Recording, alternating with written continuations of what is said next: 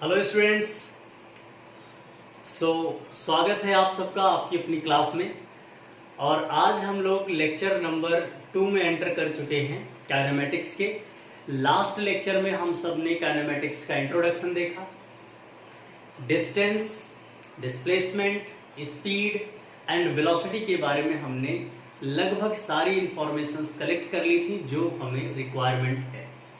आज का जो टॉपिक है और आज का जो लेक्चर है that is extremely important for you all, क्योंकि आज हम एक्सेलरेशन सीखने के साथ साथ इक्वेशन ऑफ मोशन को भी डिराइव करना सीखेंगे। सो दैट्स वाई आज का लेक्चर एक्सट्रीमली इंपॉर्टेंट होने वाला है आप सबके लिए। तो हम स्टार्ट करने जा रहे हैं बेटे एक्सेलरेशन से। चलिए जरा एक्सेलरेशन की बात करते हैं। लिखेंगे एक्सेलरेशन। एक्सीलरेशन क्या होता है बेटा? Change of velocity with respect to the time, यानी वेलोसिटी में टाइम के रिस्पेक्ट के साथ जितना ज्यादा चेंज होता जाएगा हम कहेंगे उसमें उतना ज्यादा एक्सीलरेशन है। तो इस बात को जरा ध्यान देंगे। एक्सीलरेशन का मतलब होता है rate of change of velocity with respect to time. ये बात ध्यान देंगे बेटे। और एक्सेलरेशन को ए से लिखा जाता है। So a is equal to rate of change of velocity, और चेंज को आपको पता है डेल्टा से लिखते हैं। So delta v divided by delta t. ये किसी भी टाइम की एक पर्टिकुलर वेलोसिटी हो सकता है, किसी भी टाइम ऑफ इंटरवल की ये एक्सेलरेशन आपको दे रहा है। ये चेंज इन वेलोसिटी हो गया, चेंज इन टाइम हो गया, और इन दोनों का जो रेशियो है दैट बिकम्स द एक्सेलरेशन।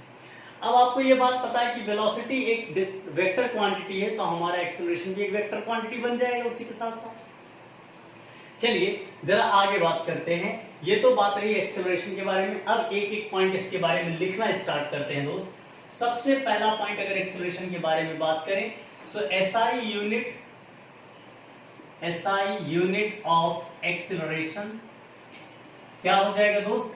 भाई मीटर पर सेकेंड होता है वेलोसिटी का, और इसको दोबारा आप डिवाइड कर रहे हैं टाइम से।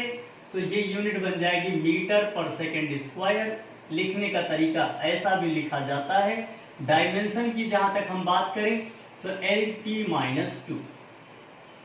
ये तो बात हो गया बेटे यूनिट, ये हो गई उसकी डायमेंशन। चलो ये हमारा पहला पॉइंट था। पॉइंट नंबर 2 की बात करें तो it is a vector quantity.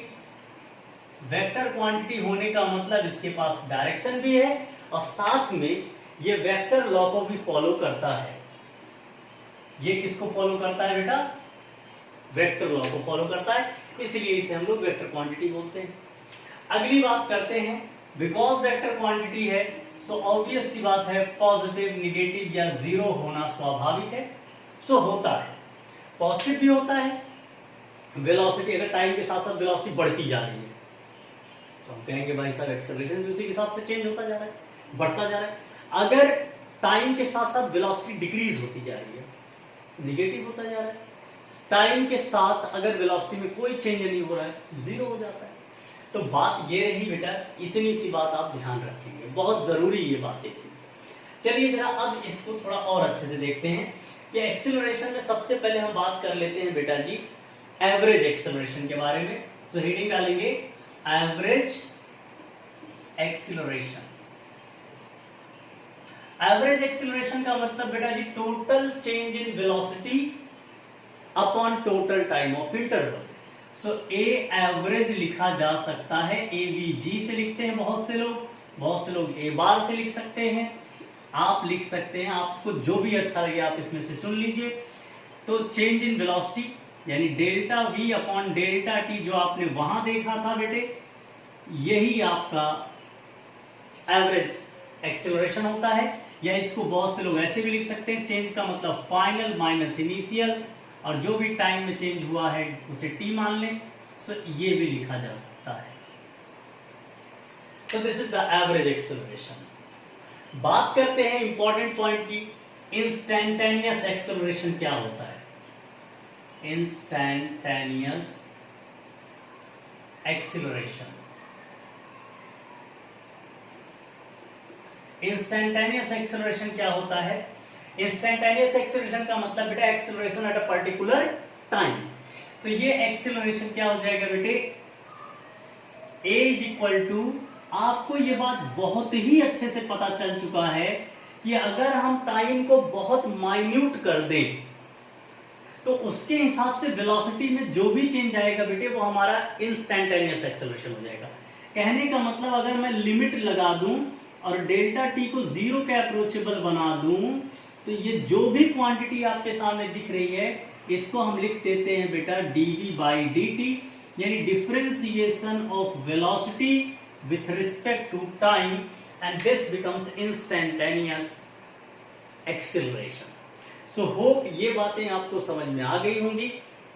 क्या क्या चीजें एक बार जल्दी से रिकमाइंड कर लेते हैं। एक्सेलरेशन का मतलब rate of change of velocity, formula unit हो गया, वेक्टर क्वांटिटी है, पॉजिटिव नेगेटिव जीरो कुछ भी हो सकता है, कोई फर्क नहीं पड़ता है। आगे जरा बात करें डायरेक्शन, अगर हम बोलते हैं कि डायरेक्शन किधर की तरफ होता है, जो जिधर की तरफ वेलोसिटी चेंज हो रही होगी उधर एक्सेलरेशन का डायरेक्शन होगा। फॉर एग्जांपल अगर वेलोसिटी इंक्रीज हो रही है और ऊपर जा रही है तो एक्सेलरेशन भी ऊपर ही जाएगा। अगर वेलोसिटी ऊपर तो जा रही है बट डिक्रीज होती जा रही है तो एक्सेलरेशन किधर चला जाएगा बेटा जी? नीचे। और निगेटिव एक्सेलरेशन यानी जब एक्सेलरेशन कम हो रहा हो तो ऐसी कंडीशन में उसी का नाम दे दिया जाता है बेटा रिटार्डेशन। तो चलो ये बात होगी। फिर हमने निकाल लिया एवरेज एक्सेलरेशन, तो that is change in total change in velocity upon total time. इससे लिखे या इससे लिखे बात बराबर है। इंस्टेंटेनियस का मतलब acceleration particular distance, particular instant, और ऐसे टाइम पर बेटा वेलोसिटी को डिफरेंशिएट करके हम आंसर लेकर आएंगे। तो ये तो बात हो गई। अब चलिए इससे रिलेटेड एक दो क्वेश्चंस करते हैं बेटे, और आज ही हम लोग डिस्प्लेसमेंट, वेलोसिटी और एक्सेलरेशन के कुछ क्वेश्चंस इस तरीके के सीख लेते हैं और फिर हम इक्वेशन ऑफ मोशन की बात करेंगे। चलिए ओके फ्रेंड्स, सो पहले क्वेश्चन में हम लोग देखते हैं कि ऐसे क्वेश्चन को हम टैकल कैसे करें। अगर ऐसा क्वेश्चन समझ में आ जाएगा बेटे तो किसी भी तरीके के क्वेश्चन में आपको प्रॉब्लम नहीं आने वाली है। इसलिए जरा हम लोग मिलकर इस क्वेश्चन को सॉल्व करते हैं। जरा देखा जाए, इन्होंने कहा है if displacement is given like this then find the velocity when acceleration becomes zero. यार एक बात बताओ, आपसे पूछा है वेलोसिटी कब, जब एक्सीलरेशन जीरो हो, ऐसे टाइम की वेलोसिटी बतानी है, और गिवन है आपके पास s is equal to t cube minus 3t square plus 2t plus 8। आपको वेलोसिटी अगर निकालनी है दोस्त, वेलोसिटी क्या होता है? ds by dt। डिफरेंशिएशन हमें पता है कि आगे वाली वैल्यू कूद के आ जाती है आगे, और टोटल पावर में कम हो जाएगा, तो ये लिख सकते हैं माइनस, फिर से बेटे ये आगे आकर मल्टीप्लाई, तो 3 2 6 t, फिर बेटा एक ही पावर है, ये आगे आ जाएगा तो प्लस 2, और कांस्टेंट का डिफरेंशिएशन होता है 0। क्यों? क्योंकि जब कुछ नहीं भैया तो t की पावर 0 लिख सकते हो, 0 इंटू 8 इज 0। तो ध्यान रखना वेलोसिटी ये है और इसकी वैल्यू हमें चाहिए। कब चाहिए? जब एक्सीलरेशन क्या हो बेटा? 0। फिर हम क्या करेंगे? Again differentiate the velocity with respect to the time. So we find the acceleration, so dv by dt। अब बेटे जरा तुम इसे डिफरेंशिएट करो, ये फिर से पावर आया आगे, बना 6t, यहां फिर पावर 1 था, 1 इंटू 6 माइनस 6, क्योंकि एक पावर यहां से कम तो 0, कांस्टेंट का डिफरेंशिएशन आपको पता ही 0, और आपको बताना ही था कि वो टाइम आपको निकालना है और वो वेलोसिटी निकालना है जबकि एक्सेलरेशन 0 है। तो according to the question a is equal to 0 from here, according to the question when acceleration becomes 0. So 6t is equal to 6, obviously t is equal to मेरे दोस्त 1 सेकेंड, और इस 1 सेकेंड पर अब आपको बतानी है बेटा वेलोसिटी। तो put the value of time in this equation and you will find the velocity at t is equal to 1 second and the velocity will be 3t square। t square का मतलब मेरे दोस्त 1 स्क्वायर माइनस 6t, t का मतलब फिर से 1 plus 2। यहां देखें ध्यान से, तो ये आ जाएगा 3 minus 6 plus 2, and the answer becomes -1 meter per second. This is your answer. ध्यान रखेंगे कि क्वेश्चन को टैकल कैसे करना। देखिए कितना छोटा सा क्वेश्चन है और आपको लिखने का तरीका, ये कहानी मैं आज नहीं लिख रहा हूं, आप समझ सकते हैं कि given that this, again differentiating s with respect to the time, again differentiating v with respect to the time, after that putting the value of a is equal to 0. आप सब ये कहानी लिख सकते हैं और समझ सकते हैं। इसीलिए कहानी में ज्यादा जाने से अच्छा कॉन्सेप्ट को हम समझकर बेटा इस पे वर्कआउट करें एंड आंसर आपका इस तरीके से आ जाएगा। एक दो क्वेश्चन की और प्रैक्टिस करते हैं। सो नेक्स्ट क्वेश्चन स्टार्ट करते हैं बेटे आपके लिए। सो ये दूसरा क्वेश्चन अब हम लोग देखने जा रहे हैं बेटा इंस्टेंटेनियस वेलोसिटी एंड एक्सेलरेशन पे। जरा ध्यान दिया जाए इस क्वेश्चन पर। इन्होंने कहा है velocity of a particle varies with time as v is equal to 3t square. Now find the acceleration at t is equal to 1 second and t is equal to 2 second. फिर दूसरा कहा गया है find the displacement also between 1 second to 3 second. बेटे बहुत ध्यान से इस क्वेश्चन को वॉच करेंगे। मैं इसके दो सेगमेंट कर रहा हूं। पहले सेगमेंट में एक्सीलरेशन बताएंगे और दूसरे सेगमेंट में बेटा हम डिस्प्लेसमेंट पर बात करेंगे। आपको ये बात अच्छे से पता है acceleration is equal to dv by dt, और जैसे आप इसे डिफरेंशिएट करेंगे आपके पास आ जाएगा 60, क्योंकि ये पावर गया मल्टीप्लाई होने और एक पावर की कमी आई तो 60। अब आपसे जो पूछा गया है at t is equal to भाई साहब 1 सेकेंड, तो a is equal to obviously 6 metre पर second square, and at t is equal to 2 second a is equal to कितना हो जाएगा, t की वैल्यू 2 रख दो दोस्त, तो 6 इंटू 2 बिकम्स 12 मीटर पर second square. This will be your answer. ये तो बात रही बेटा एक्सेलरेशन से related, but what about the displacement. तो बात जब डिस्प्लेसमेंट पे करने जाएंगे तो आपको पता है v is equal to ds by dt, और आपको ds चाहिए इस टाइम में, तो आपको क्या करना पड़ेगा, ds is equal to v into dt, और जहां टर्म मल्टीप्लाई का आ जाए तुरंत आपको इंटीग्रेट करना पड़ेगा। So please start writing integrating both side, integrating both side. क्या मिल जाएगा यहां से भाई साहब, integration of ds is equal to integration of v into dt, और इस चीज में जरा वैल्यू रख देते हैं। v की वैल्यू क्या है, v की वैल्यू 3t स्क्वायर रख दिया जाए, 3t स्क्वायर इंटू dt, और time is moving from 1 to 3, 1 से लेकर 3 सेकेंड तक चल रहा है। सो lower limit here, upper limit here, ये सारी चीजें हम लोग इंटीग्रेशन में पढ़ चुके हैं। अब चलिए जरा इंटीग्रेट करें। इंटीग्रेशन में क्या होता है, एक पावर बढ़ जाता है और उसी बढ़े हुए पावर से डिवाइड कर दिया जाता है। सो क्या हो जाएगा, 3t क्यूब, एक पावर बढ़ गया और divided by 3, limit going from 1 to 3। जरा ध्यान से देख लेना मेरे दोस्त, 3 से 3 कैंसिल आउट। यहां पर अब ये जो t है वो 3 का सबसे पहले इमेज ले लेगा, फिर 1 की इमेज लेगा। सो पहले अपर लिमिट, सो 3 का क्यूब माइनस, फिर 1 की इमेज लेगा, सो 1 का क्यूब, और आंसर आप सबके पास आ जाएगा दोस्तों 3 3 जा 9, 9 3 जा 27, एंड -1 दैट बिकम्स बेटा जी 26 metre. This will be the displacement during that time. एक बात अब आपको इसी मेथड से मैं समझाना चाहता हूं, जरा इस बात को थोड़ा सा सीख लें। आपने अगर ये लिख लिया हो बेटे तो इसे मैं हटा रहा हूं, आप ध्यान से देख लीजिएगा। इसी पोर्शन में मैं आपको सारी खेल समझाता हूं वो क्या है। एक्चुअली देखा जाए तो हमारे पास डिफरेंशिएशन होता कैसे है, जरा देखिएगा। हमारे पास 3 फिजिकल क्वांटिटी है, s, v एंड t, और सारी physical quantity s, v and a, और सारी फिजिकल क्वांटिटी टाइम से कनेक्टेड है। अब जरा ध्यान देना, जैसे आप ऊपर से नीचे की तरफ मूव करते हैं बेटे, आपको डिफरेंशिएशन करना पड़ता है। मैं डी से लिख रहा हूं। जब भी आप ऊपर से नीचे आएंगे तो you have to differentiate it, लेकिन जब तुम नीचे से ऊपर जाओगे then you have to integrate. आप चेक कर लीजिए, आपके पास वेलोसिटी थी और आपसे डिस्प्लेसमेंट पूछा गया तो आपने इंटीग्रेट करा। एरिया होता, वेलोसिटी पूछा जाता, फिर आप इंटीग्रेट करते। सिचुएशन को देखो, डिस्प्लेसमेंट होता, वेलोसिटी निकालना पड़ता, डिफरेंशिएट करते। वेलोसिटी होता, एरिया निकालना पड़ता, फिर डिफरेंशिएट करते, और आपने अभी अभी किया। वेलोसिटी था, एक्सेलरेशन निकालते समय तुमने डिफरेंशिएट किया है। साथ में अच्छी बात में इस पर थोड़ा और विचार करिएगा कि जब भी अगर हम इसका ग्राफ भी बनाएंगे बेटे, तो इधर से जो सेक्शन आता है, ये जो सेक्शन चल रहा है ये स्लोप देता है आपको, और ये वाला पोर्शन जब हम उल्टा चलते हैं इस तरीके से तो ये आपको एरिया अंडर द ग्राफ देता है।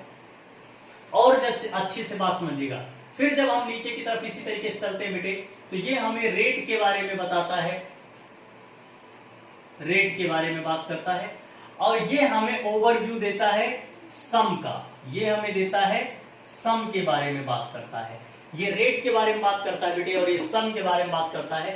तो इस खेल को समझना बहुत जरूरी है। जिसने इतना खेल समझ लिया उसके लिए इस तरीके के क्वेश्चन का कोई बहुत ज्यादा मीनिंग बनेगा नहीं, वो चुटकी भर में ऐसे क्वेश्चन को सॉल्व कर देगा। और ऐसे क्वेश्चन अक्सर पूछे जाते हैं बेटे, इसलिए प्लीज इस पर एफर्ट डालें। अब हम लोग वर्क करेंगे बेटा जी यूनिफॉर्म मोशन के तरीके के क्वेश्चंस को करने के। चलिए एक क्वेश्चन दो क्वेश्चन और करेंगे, बाइंड अप करेंगे इस पर। ओके दोस्तों, सो ये क्वेश्चन बहुत इंपॉर्टेंट और बहुत ही अच्छा क्वेश्चन, जरा इस बात को वॉच करिएगा। An object moves from point A to B and back B to A with a speed of 20 meter per second and 30 meter per second respectively. Find its average speed. A से B तक की journey हो रही है, एक बार A से B को जाना है और रिटर्न B से A को आने हैं। A से B जाते समय दोस्त स्पीड हमारी कितनी दी गई है, यानी V1 मान ले, दैट इज 20 मीटर पर सेकेंड, और बैक जब हम आते हैं तो स्पीड हमारी दी गई है बेटा 30 मीटर पर सेकेंड। एंड पूछा गया है what is the average speed during the journey. आप एक बात बताओ, जर्नी के दौरान ए से बी का डिस्टेंस तो बदल नहीं जाएगा भाई। सिटी, अगर एक सिटी से दूसरे सिटी गए हैं तो दोनों सिटी का डिस्टेंस तो चेंज नहीं होना। और एवरेज स्पीड का बेटे एक ही फॉर्मूला है जो हमें याद होना चाहिए और जो हम समझ के चले होंगे। एवरेज स्पीड का क्या फॉर्मूला हमने पढ़ा है बेटे? एवरेज स्पीड, एवरेज स्पीड का मतलब V average is equal to total distance travelled divided by total time taken. इसके अलावा कोई और फॉर्मूला नहीं है बेटे जिसे हमें यूज करना हो। देखो यहां पर आप कभी जीवन में ये काम मत करना, V average is equal to बेटा जी सम ऑफ द वेलोसिटीज या sum of the speed divided by number of speeds. ये गलती कभी भूल के मत करना, तुरंत आंसर गलत हो जाएगा। इट्स माई हम्बल रिक्वेस्ट, ऐसा बच्चे कर देते हैं कि 20 प्लस 30 ऐड कर लिया, डिवाइडेड बाई 2 कर दिया, 25 आ गया सर आंसर। गलत है भाई साहब, ऐसा नहीं करना है।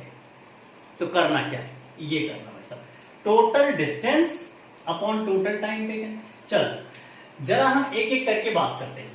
So total distance V average लिख देते हैं बेटा जी बात को, और टोटल डिस्टेंस जाने में भी D, आने में भी D, बोलो यार। और टाइम जाने का बेटा अलग है T1, आने का टाइम भी ऑब्वियसली स्पीड चेंज है, सो T2। बट अब जो आपको पता है उसकी बात करो। हमें पता है speed is equal to distance upon time. तो पहले वाले का जो टाइम निकलेगा, time T1 is equal to बेटा जी D बाई 20।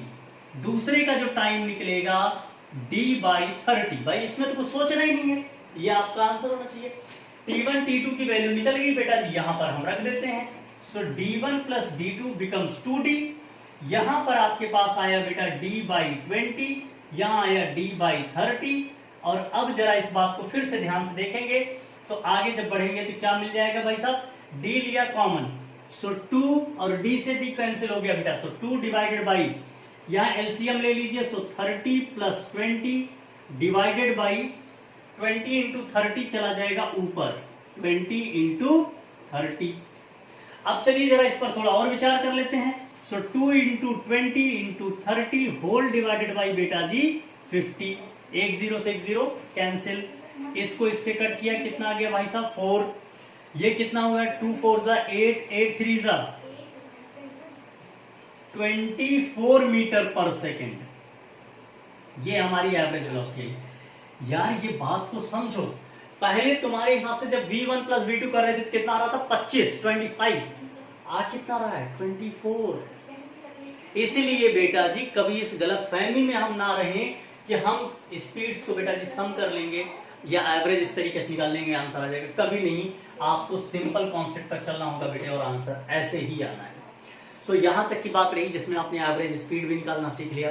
हाँ, एवरेज वेलोसिटी के लिए आपको कुछ सोचने की बात ही नहीं है भाई, final velocity minus initial velocity divided by time. तो ये हमारा आंसर आ जाएगा। इसलिए ये 3 तरीके के क्वेश्चन बहुत अहम होते हैं और अगले वीडियो में, नेक्स्ट वीडियो में हम लोग इक्वेशन ऑफ मोशन डिराइव करने जा रहे हैं। बहुत इंपॉर्टेंट है, इसको जरूर वॉच करना, जरूर देखना बेटे, ये आप सबके लिए बहुत अहम है। और मैं आपको बता दूं, चाहे वो एग्जाम पॉइंट ऑफ व्यू से, चाहे न्यूमेरिकल पॉइंट ऑफ व्यू से, चाहे अंडरस्टैंडिंग पॉइंट ऑफ व्यू से, that's a really very very good concept and very good lecture for you. आप प्लीज इस वीडियो को जरूर वॉच कीजिएगा। सो अब नेक्स्ट वीडियो में हम लोग मिलते हैं, तब तक के लिए thank you so much, have fun, enjoy करें, पढ़ते रहिए और आगे बढ़ते रहिए। Thank you so much.